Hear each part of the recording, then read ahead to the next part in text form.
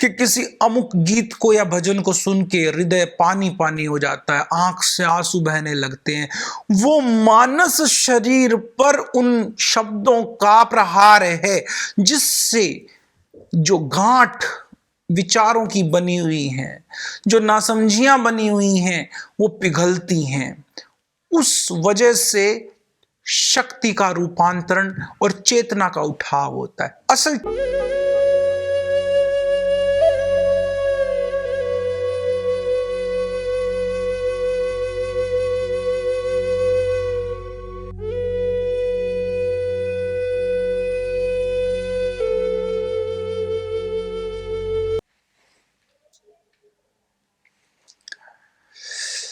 ध्वनि और ध्यान में संबंध,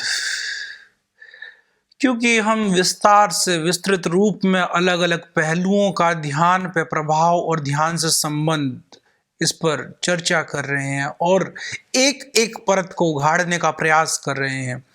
ये एक प्रयास है जिससे कि आप जहां हैं, जैसे हैं, कम से कम विचार सागर मंथन मनन चिंतन से ध्यान की तरफ एक छोटा कदम, एक छोटी पहल, एक मानसिक तैयारी, एक व्यापक समझ विकसित कर बढ़ सकें।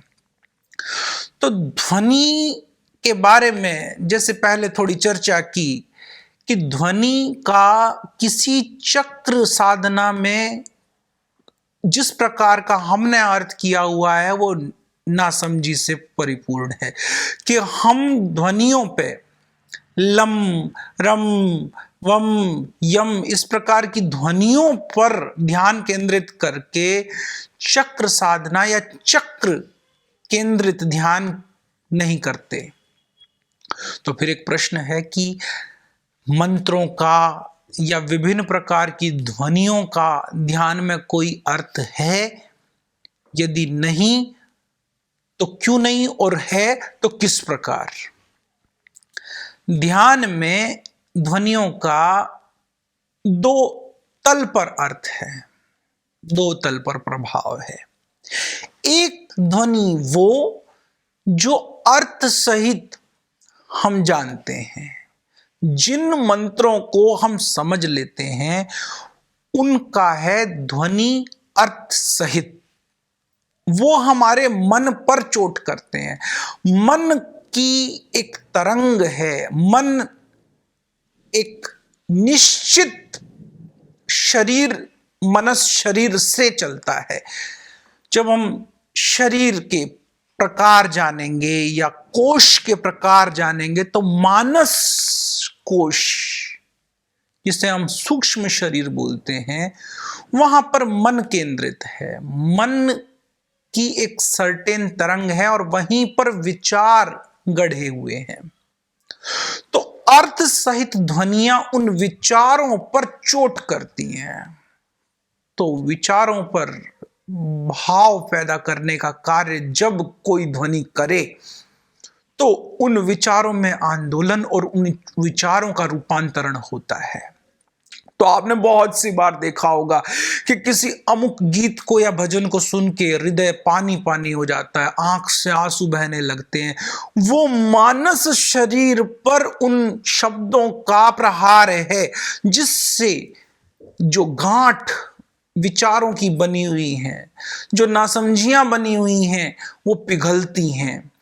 उस वजह से शक्ति का रूपांतरण और चेतना का उठाव होता है। असल चेतना तो उठने को ललायित है। हमारी गांठ, हमारी मूर्ता, हमने जो इकट्ठा कर करके अपने को सत्य से वंचित कर लिया है, तो उन गांठ को पिघलाने का कार्य अर्थ सहित ध्वनियां करती हैं, भजन करता है, कीर्तन करता है, या वो मंत्र करते हैं जिनका हमें अर्थ पता है। ये एक पक्ष है। अब एक दूसरा पक्ष है जहां हमें मंत्रों का अर्थ नहीं पता। ऐसी ध्वनियां, सभी ध्वनियां जिनका हमें अर्थ नहीं पता, शब्द अनुरूप हों या बिना शब्द के हों, यानी कि कुछ एक विशिष्ट प्रकार की ध्वनि जिसमें सिर्फ केवल तरंग हो, शब्द ना हो, वो हो, या शब्द युक्त हो लेकिन हमें अर्थ ना पता हो, अर्थ रहित ध्वनियां। ऐसी ध्वनियों का प्रभाव प्राण शरीर पर है। प्राण शरीर की एक सर्टेन फ्रीक्वेंसी है, एक निश्चित प्रकंपन है, और मानस शरीर में विचार मौजूद है लेकिन प्राण शरीर में प्राणिक प्रकंपने हैं जो पूरी तरह से विच्छेद नहीं किया जा सकता, उनको अलग अलग तोड़ा नहीं जा सकता। जैसा कि हम विचारों को तोड़ लेते हैं, हजारों हजार विचार हैं, लेकिन प्राण शरीर में सब कुछ कंपन रूप है, सब कुछ फ्रीक्वेंसीज हैं शक्ति की, तरंगे हैं शक्ति की। प्राणिक शरीर, जिसे हम एथेरियल बॉडी भी बोलते हैं, इस मूल शरीर, इस अन्नमय, इस फिजिकल बॉडी की एक नीचे की परत को हम प्राण शरीर बोलते हैं। तो ऐसी ध्वनियां कभी कभी गौर किया हो तो हमें आंदोलित कर देती हैं। कुछ राग हैं, उनकी ध्वनियां हमें आंदोलित कर देती हैं। हमें नहीं समझ में आता ये क्या हलचल हुई, हमें अर्थ भी नहीं समझ में आया, लेकिन कुछ घटित हो रहा है, प्राण कुछ आंदोलित हो रहे हैं, कुछ अंदर ही रूपांतरित हो रहा है। वो हमारे प्राण ने जो गांठ बनाई हुई हैं, उन गांठों पर चोट लग के वो गांठें पिघलती हैं, और वो बड़ा ही फ्रीक्वेंटली होता है, बड़ा तेजी से होगा, और बड़ा ही ऐसा होगा जिसे हम समझ नहीं सकेंगे, कंप्रीहेंसिव नहीं होगा, समझ से परे का होगा, क्योंकि प्राण में सब कुछ शक्ति की कंपने हैं। तो इसलिए वहां पर जो भी प्रभाव ध्वनियों से पड़ेगा उसके हम अर्थ नहीं निकाल पाएंगे कि ऐसा क्यों हो गया। तो जब भी कोई ध्वनि कहीं से, जिसे हम कह देते हैं हृदय की वीणा को छू गई, या कुछ हुआ, कुछ आंदोलित हुआ कि आंसू झरने लगे। एक किस्सा ध्यान आता है, एक बहुत मशहूर संगीतज्ञ ओंकारनाथ ठाकुर जब विदेश गए हुए थे तो इटली के मुसोलिनी से उनकी भेंट हुई। तो मुसोलिनी ने अपने डाइनिंग टेबल पर एक प्रश्न पूछा उन संगीतज्ञ से कि कहा जाता है कि कृष्ण बहुत कमाल की बांसुरी बजाते थे, उससे गोप गोपिकाएं उनके नजदीक नाचने लग जाती थी, पशु पक्षी भी नाचने डोलने लग जाते थे, क्या ये सत्य है?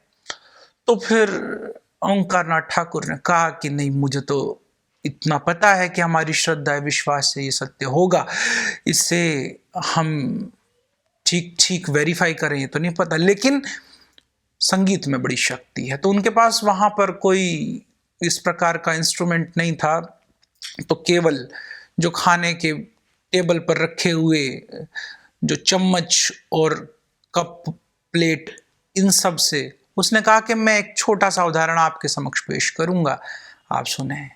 तो उन्होंने बजाना शुरू किया उससे, और बजाते बजाते मुसोलिनी एकदम जैसे मंत्र मुग्ध हो गया, वो हिप्नोटाइज हो गया, उसका हाथ उसके वश में नहीं, और वो हाथ गिरने लगा, उसका सिर टेबल से जाके टकराने लगा और टकरा ही गया। तो उसने बोला बंद करो, ये मेरा आपा मेरे वश में नहीं रहता।